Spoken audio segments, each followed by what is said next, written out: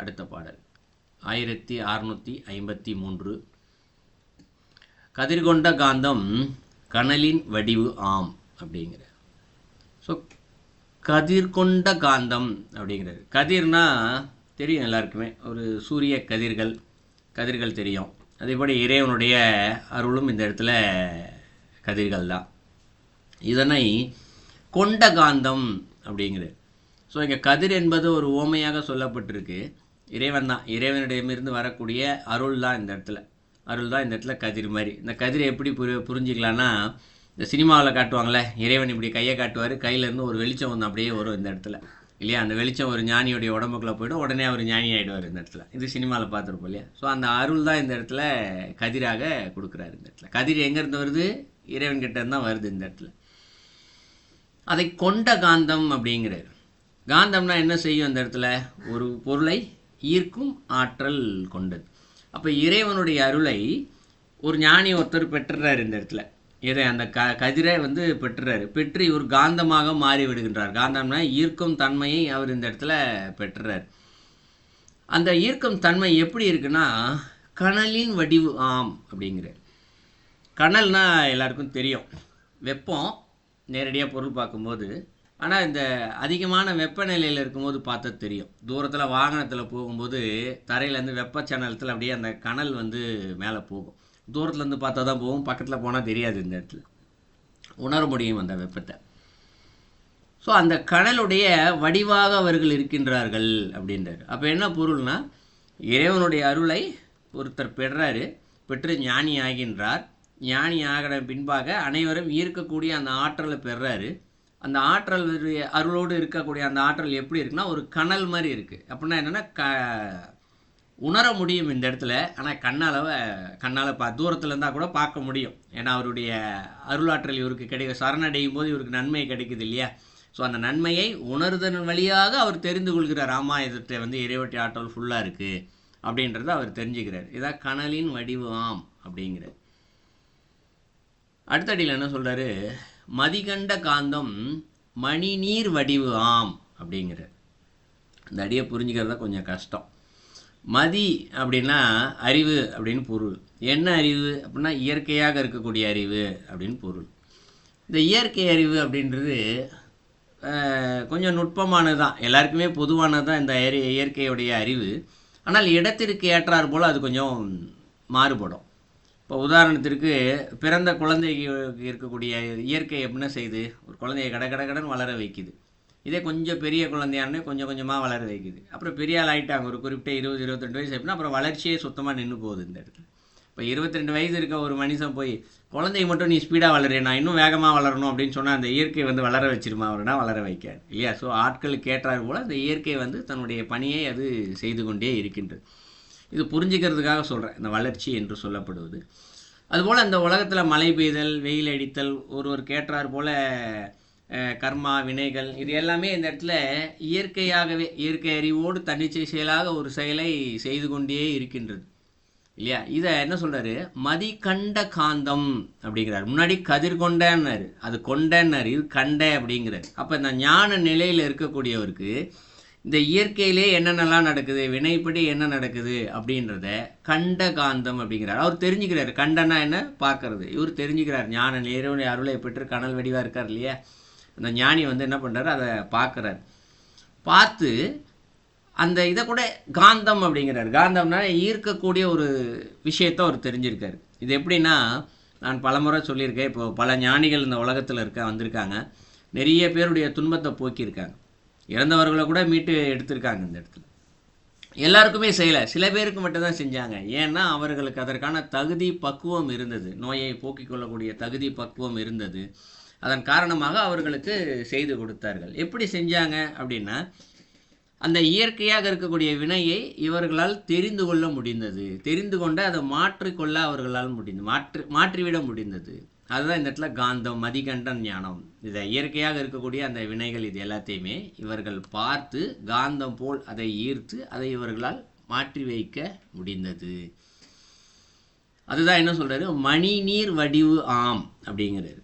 மணி அப்படின்னா நேரடியாக நமக்கு பார்க்கும்போது தெரியும், ஒரு ரசமணி அப்படின்னு ஒன்று இருக்கும். ஆனால் அதற்கு வெளிச்சம் என்று ஒரு பொருள் இருக்கின்றது இந்த இடத்துல. அடுத்து நீர் அப்படிங்கிறாரு. நீர் அப்படின்னா நேரடியாக தண்ணீர் அப்படின்னு பொருள் இந்த இடத்துல. ஆனால் தண்ணீர் என்று அதற்கு பொருள் இருந்தாலும் அதுக்கு வேறு சில பொருட்கள்லாம் இருக்குது. இந்த ரசவாதம்னு சொல்லுவாங்க, கேள்விப்பட்டிருப்பீங்க இல்லையா, ரசம் அப்படின்னு. ஸோ 4-5 பொருட்கள் கலந்து அதுக்கு ரசம் என்று ஒரு பொருள் இருக்குது. இன்னொன்று வெளிச்சம் என்று கூட நீருக்கே பொருள் இருக்குது. அந்த மணி, எந்த ஒரு மணி குறிப்பிடப்படுகின்றதோ அந்த மணியினுடைய வெளிச்சம் இருக்கு இல்லையா, அதற்கு கூட நீர் என்று பொருள் இருக்குது. இப்போ உதாரணத்துக்கு ஒரு மணி, ஒரு வைரத்தையோ ஏதோ ஒன்று கையில் வச்சுருக்கோம், இந்த சைடு ஒரு டார்ச் லைட் அடித்தோன்னு வச்சுக்கோம், இல்லை சூரிய வெளிச்சத்தில் வச்சோம்னா அதோடைய வெளிச்சம் வந்து சுவத்தில் போய் ரிஃப்ளெக்ட் ஆகும் இல்லையா, அந்த வெளியில் அந்த மணிலேருந்து வரக்கூடிய வெளிச்சம் போய் ரிஃப்ளெக்ட் ஆகல, அதற்கு கூட நீர் என்று ஒரு பொருள் இருக்குது இந்த இடத்துல. இது என்ன குறிக்குதுன்னா, இப்போது இந்த ஞானி இருக்கார், ஒருத்தருக்கு ஒரு நோய் ஒன்று இருக்குது, அந்த நோயை இப்போ போக்கணும். இந்த இடத்துல போக்கணும்னா அவர் என்ன, நம்ம என்ன செய்ய நினச்சிக்கிட்டு இருப்போம் மனித ரீதியாக, அவங்க வந்து இப்படி கையை காட்டுவாங்க இல்லை தொடுவாங்க, உடனே நோய் போயிடுச்சு, சித்தி பண்ணிட்டாரு இல்லையா, இறைவன் எல்லாரும் குணப்படுத்திட்டார். ஆமாம் குணப்படுத்திட்டாரு, பட் உள்ளே எப்படி குணப்படுத்தினார் அப்படின்றதான் இந்த பாடலுடைய அடியே. இவர் என்ன பண்ணார், முதல்ல அந்த வினைகள் என்ன, ஏன் இயற்கையாக இவருக்கு இந்த நோய் வந்திருக்கு, இயற்கையில் நடந்திருக்கு அப்படின்றதெல்லாம் ஃபுல்லாக தெரிஞ்சுக்கிறாரு. தெரிந்து கொண்ட பின்பாக மணி அப்படின்னு சொல்கிறார் இல்லையா, இந்த இடத்துல ஒரு வெளிச்சம், தன்னுடைய அருளாற்றலில் இருக்கக்கூடிய அந்த வெளிச்சத்தை என்ன பண்ணுறாரு, உள்ளே அனுப்புகின்றார். அந்த இறைவனுடைய அருள் கதிர் வந்துச்சு இல்லையா, அவர் கதிரை வாங்கிட்டார் இல்லையா, வாங்கிய கதிரை அப்படியே மணி வெளிச்சமாக திருப்பி அவருக்கு கொடுக்கின்றார். கொடுத்து அந்த வெளிச்சம் உள்ளே போகுது அவருக்குள்ளே. போனோடனே என்ன ஆகுது இந்த இடத்துல, அந்த வெளிச்சம் நோய்க்குள்ளே போனோடனே அங்கே ரசம் மாற்றம் நடக்கின்றது. அந்த வெளிச்சம் உள்ளே போய் அதனுடைய, இப்போ எப்படி கல்லுலேருந்து போனால் வெளிச்சம் சவுத்தில் போய் படுற மாதிரி, இவர் உடம்புக்குள்ளேருந்து போன வெளிச்சம் அவருடைய நோயாளியுடைய உடம்புக்குள்ளே போய் அந்த நோயை நீர் என்று சொல்கிறார் இல்லையா, அந்த வெளிச்சம் அதை போக வைக்கின்றது.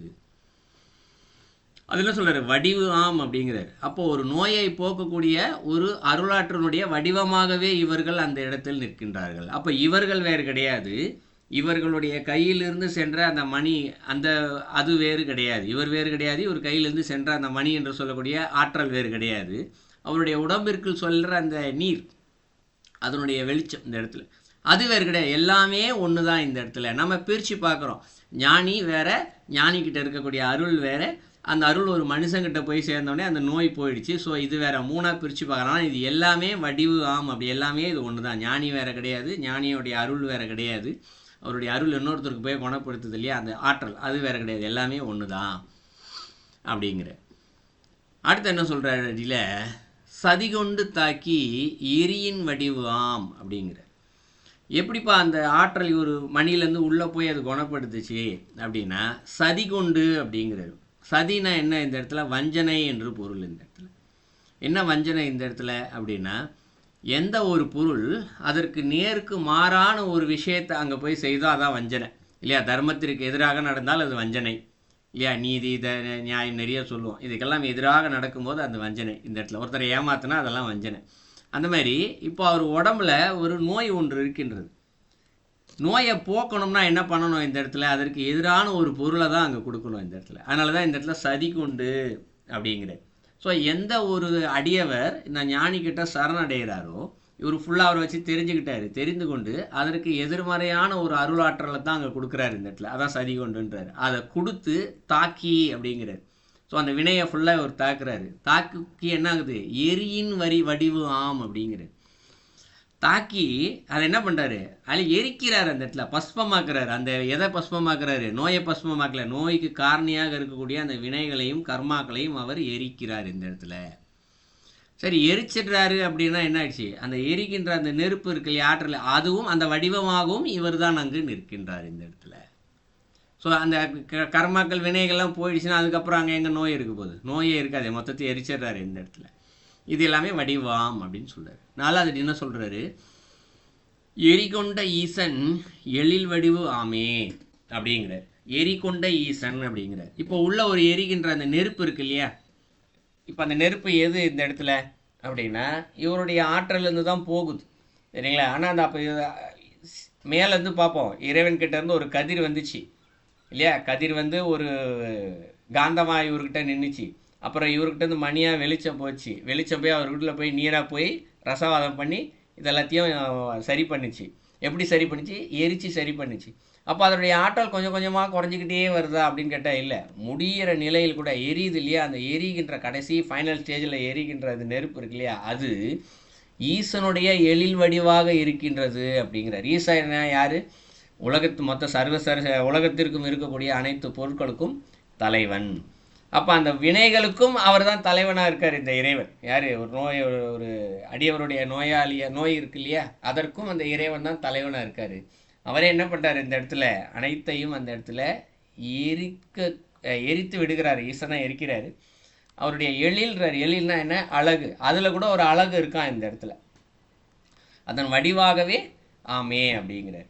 ஸோ நாலடிக்கும் சேர்த்து பொருள் பார்த்தோம் அப்படின்னா, இறைவனுடைய அருளாற்றல் இந்த உலகத்தில் பரவித்தான் இருந்து கொண்டிருக்கின்றது. எந்த சாதகர் இல்லை எந்த அடியவர் அந்த இறைவனை அந்த அருளை பெற்றுக்கொள்கிறாரோ அவர் இந்த இடத்துல இறைவனுடைய அந்த கதிரை பெற்றுக்கொள்கின்றார். இறைவனுடைய அருள்ன்றது கதிர் தான். அதை என்ன பண்ணுறாரு? வாங்கி தன்னுடைய காந்தம் போல மாற்றிக்கொள்கிறார். ஸோ ஞானத்தின் உச்சத்துக்கு போகிறாரு. போய் அவரே இந்த இடத்துல அந்த கனலின் வெப்பத்தின் வடிவமாக இருக்கின்றார். வெப்பம்னா நெருப்புன்னு நேரடியாக பொருள் அல்ல, அந்த ஆற்றல் தான் சொன்னேன். இறைவனுடைய ஆற்றலை மொத்தமாக தாங்கிட்ட வச்சுருக்காரு. இப்போ உதாரணத்துக்கு ஒரு இரும்பை சுடுறோம், நெருப்பில் கங்கில் போட்டு எடுத்து வைக்கும் போது கையிலே தொட முடியாது, இரும்பை சுடும். ஆனால் ஒரு மணி நேரம் கழித்து, ஒரு 5 மணி நேரம் கழித்து, 10 மணி நேரம் கழித்து காஞ்சி போகும். அது கொண்டு போய் சர்வசாதாரணமாக தொடலாம் இல்லையா? ஆனால் இவர் அப்படி கிடையாது. இந்த இடத்துல இறைவனுடைய அருளாற்றலை இவர் பெற்று விட்டார் அப்படின்னா ஆயிலுக்கும் எப்போ இவர் இறைவனோட இரண்டாக இருப்போ அது வரைக்கும் இவர் அந்த கனல் மாதிரியே இருப்பார். அந்த அருளாற்றல் அப்படியே தான் இருக்கும். சிறிதளவும் குறையவே குறையாது. கூட வேணால் செய்யும். அவர் தொடர்ந்து அந்த தன்னுடைய சாதகத்தை செய்ய கூட தான் ஆகுமே தவிர்த்து குறையவே குறையாது இந்த இடத்துல. அப்படி கனல் வடிவாகவே இவர் இருப்பார் இந்த இடத்துல. ஸோ அந்த கனலை வச்சு இவர் என்ன பண்ணுறாரு? இந்த இறைவனுடைய அருளாற்றலை வச்சு இவர் என்ன பண்ணுறாரு இந்த இடத்துல அப்படின்னா, தன்னை சரணடைந்தவர்கள் அவர்களுடைய இல்லை இந்த உலகத்தில் இருக்கக்கூடிய தர்மத்திற்கு எதிராக நடக்கக்கூடிய அத்தனை இயற்கை வினைகளையும் இவர் என்ன பண்ணுறாரு? தன்னிடம் இருக்கக்கூடிய அருளாற்றலை வைத்து அதை நீக்கி அளிக்கின்றார். எப்படி நீக்கி அளிக்கின்றார்னா, அந்த அருளாற்றல் என்ன ஆகுது? அங்கே போய் அங்கே இருக்கக்கூடிய வினைகளையும் கர்மாக்களையும் எரித்து அளிக்கின்றது. இப்போ இதெல்லாம் செய்கிறதெல்லாம் ஞானி போல தான் தோணும். ஆனால் இந்த இடத்துல கடைசியாக சொல்லி முடிக்க, அந்த எரிகின்ற அந்த நெருப்பு கூட ஈசன்னா அந்த இடத்துல நின்று அழிக்கின்றார். ஈசன்னா இத்தனை வடிவமாகவும் அந்த ஈசன் தான் இருக்கின்றார். வினை கொடுக்குற இதுவும் அந்த இறைவன் தான் இல்லையா? அதன் வழிவாக துன்பத்தை கொடுப்பதும் அந்த இறைவன் தான். துன்பத்தை கொடுத்து கர்மாக்களை போக்குவதும் அந்த இறைவன் தான். நீ ரொம்ப புண்ணியம் வச்சிருக்க, அதனால உன்னுடைய கர்மாக்களை நான் எரித்தே அழித்து விடுகின்றேன் இந்த ஞானியின் வழியாக செய்வதும் அந்த இறைவன் தான் அப்படின்னு சொல்லி முடிக்கிறாரு. ஸோ அந்த பாடலில் நிறையா நிகழ்வுகள் ஒன்றொன்னா சொல்லிக்கிட்டே வரும். இது எல்லாமே இறைவனுடைய அருளாற்றல் மூலமாக மட்டும்தான் நடக்கின்றது. ஸோ அதுதான் அந்த பாடலுடைய கருத்து.